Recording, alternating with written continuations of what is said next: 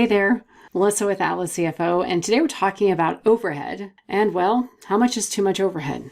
I don't have all the answers. I know it's surprising, but we are going to look at overhead in a few different ways today.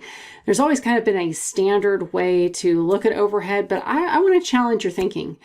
And we're going to use some other metrics today to look at how we can determine whether our overhead is right where it should be, whether we need to think about boosting our revenue, or whether we need to look at cutting overhead. For our purposes, we are going to define overhead as anything that is below gross profit. I like to refer to that as below the line. So think about your income statement having a big, thick line on it, and that line goes right below job cost and right above gross profit. So that tells you how you're doing on your jobs. That's your job performance. So anything above the line is going to be job cost, and anything below the line is going to be overhead. Now, whether you divide that into indirect and overhead, we're not going to worry about that right now. We're going to say if it's below the line, it's overhead, okay? Keep it real simple. So I wanted to create a little, well, we're going to do a little playtime. That's actually what we did today, is some playtime. So what we have here is an example income statement. Depending on your software, this could also be a profit and loss, and other software, it's an operating statement. I call it an income statement. And all we have is just revenue, our direct job cost, and then I've got it broken out indirect and overhead, but we are just going to use that total overhead number. So hopefully you can follow along. I would encourage you to get your favorite income statement, maybe even your favorite period of time, like, ooh, this was a good month, this was a good year. Those are really fun because you want to recreate those really profitable years. So what we have here is just the standard, basic, plain vanilla overhead divided by revenue. So we're going to take the 868, divide it by our 9182 in total revenue, and we get our 9.5%. I want to caution you from looking at that and saying, well, that's a great number or that's a terrible number, because every contractor is different in the way that they allocate job cost above the line, below the line. The goal is to kind of work backwards. So you want to have at least a 2% bottom line. That's your minimum that you are going to be okay with. I like 5%, so I put 5% or approximately. All of my numbers that we're going to use are approximate. We're not really trying to get into making sure it's, to the decimal.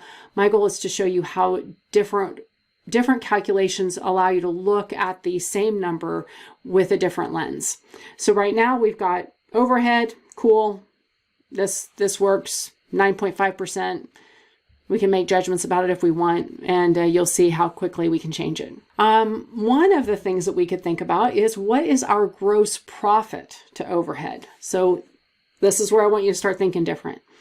What if you thought about your overhead as your investment to earn the gross profit? Okay? Think about like equipment utilization. So we're going to go buy a piece of equipment and we need to utilize it so that we make money on it. So I'm going to take this just a little bit different. We're going to say, what would it take? What is our overhead producing in gross profit? See, I've changed none of the numbers. All I want to know is, based on our gross profit and our overhead, how much are we getting as a contribution for the investment in overhead? So that means for every dollar that we are spending in overhead, in our example, we're getting $1.54 in gross profit. Hey, that's not bad, right? Okay, we're going to keep going. So another thing I was curious about, because you can see, this is me playing. I want to know what happens whenever we look at these different things.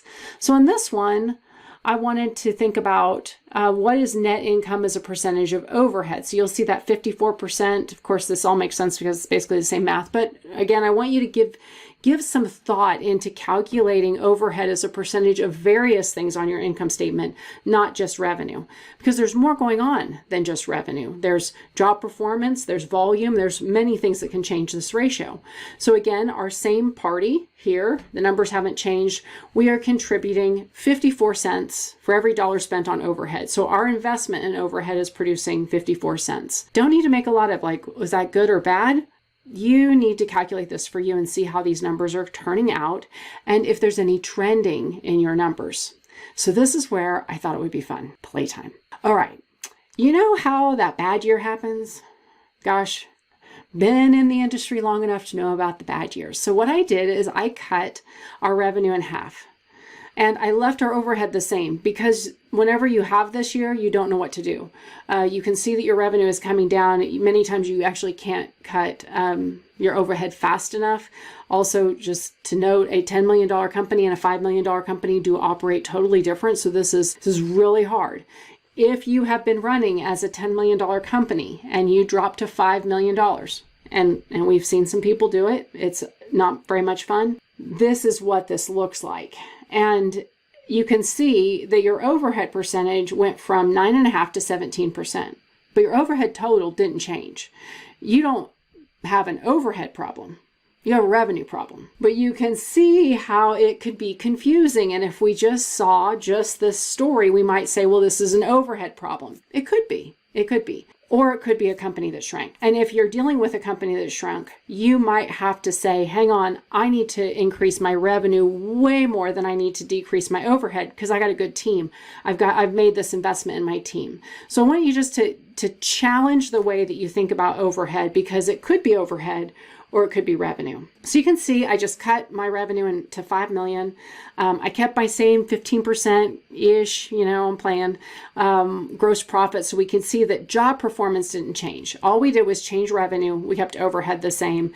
And now you can see that for every dollar of overhead that we invest, we're not even getting $1 of gross profit. We're getting 86 cents. So you would look at this and you would say, this is not a very good investment in our overhead. But I also would say it could also mean we just need more revenue. We need to get back to looking like this company. So lots of things to think about, lots of things to break down. And how do you determine whether you have too much? Well, it depends on what kind of company, what size of company you want to be, what size of company you are, and how that relates to your job performance. Because if this same company was $5 million, but their job performance was 25%, there'd be nothing wrong with this. So there's not a one size fits all. I want to give you the tools so that you know how to look at your company. Okay, we have another playtime. Okay, so this is another real life example, only not with real numbers, but this has happened to some of our contractors. We are projecting our revenue to grow next year. We spend a lot of time doing projections because we find that it is just such an amazing tool for our contractors to know how they are expected to do so they can make good decisions. So we have a contractor that was expecting to grow revenue. And when that knowledge happened, they went ahead and invested in their overhead resources so that they would be able to do that higher volume. This makes sense, right? This makes sense. So we got everything shored up. We got all the people in place. We're ready to do this bigger volume, except for the volume didn't happen. Dang it. That job got pulled from under us. Yeah, because that's never happened to any of us, right? So the job got pulled, but now we have this overhead structure. Okay, again, not making judgments, not trying to say anything, but what happens in this situation? Well, here's an example of a company that grew their overhead to get ready. They didn't overgrow it, right? They just grew it to get ready, and they saw their efficiency of that overhead decline, but it's still not terrible. Like, this isn't terrible. We're still making money. So would you say that this company had too much overhead? I don't know. I mean, maybe it's just the year. But you can tell that if the company had always been running at the 154% and now we're running 125%, that might be a good indicator that we're just not getting enough efficiency out of our overhead, more so than maybe bad overhead. There's always this idea of like, oh, we have too much overhead. No, it's a bad thing. Well, it may not be a function of overhead. It may be a function of something else. It could be a function of job performance, could be a function of the revenue that you're doing in your organization. It could be just the way the year fell. So the key to all this topic is that you figure out your numbers. Don't just do one. Don't just look at overhead to revenue because revenue changes, but look at how you are utilizing your overhead. How are you getting that contribution to gross profit, the contribution to net income, and maybe take a couple years and just do the math. It won't take you very long. You can just put it in a quick spreadsheet or, ask your in-house accountant to drop a few numbers together and just see what it tells you. So some final thoughts here. Overhead as a percentage of revenue is a great start. It's something that you ought to know because it allows you to understand how you can back into gross profit or build to net income. But changing your brain just a little bit about thinking about overhead as a resource and how do we utilize our resource, invest in our resource so that our resource then produces gross profit and produces net income.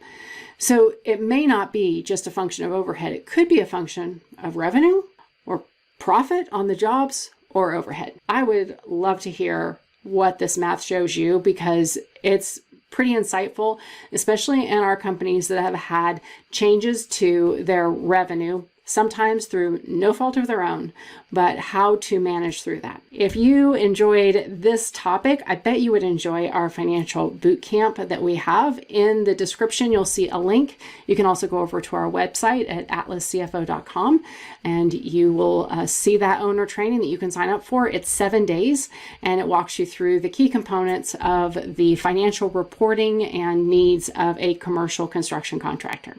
Thank you for spending time with me. I enjoy it, and I can't wait to see you soon. Bye.